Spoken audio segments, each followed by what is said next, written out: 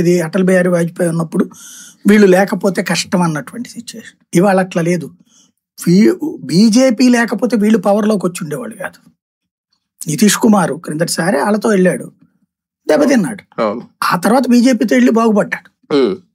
కాబట్టి ఇదివరకు ఏంటంటే నితీష్ కుమార్ ప్రభావం బీజేపీకి లబ్ధి, చంద్రబాబు నాయుడు ప్రభావం బీజేపీకి లబ్ధి. ఇవాళ ఏమైపోయిందంటే వీళ్ళు 30 మార్కుల దగ్గరకు వచ్చేసారు వీళ్ళిద్దరు కూడా. బీజేపీ అని 5 మార్కులు లేకపోతే లేదు. అక్కడ బీజేపీ 30 మార్కులు, అది కూడా 30 + 30 60 ఉంటుంది. ఆ చిరాగ్ పాశ్వాన్ ఒక 10 ఉంటుంది. 70 మార్కులతో డిస్టింక్షన్ అవుతున్నారు అక్కడ. 75 ఆ మిగతా కుష్వాహా వీళ్ళు ఉన్నారు కాబట్టి 75% అని. ఇక్కడ వచ్చేటప్పటికి విడిగా వితౌట్ బీజేపీ గెలవలేని పరిస్థితి తెలుగుదేశం. అది క్రిందసారి 14లో ప్రూవ్ అయింది, ఇప్పుడు ప్రూవ్ అయింది. చంద్రబాబు నాయుడు గొప్ప నాయకుడే, ఇండివిజువల్ గా గెలవలేడు. అదే సందర్భంలో బీజేపీ గొప్ప పార్టీని ఒంటరిగా గెలవలేదు. ఇది 2019 సాక్ష్యం.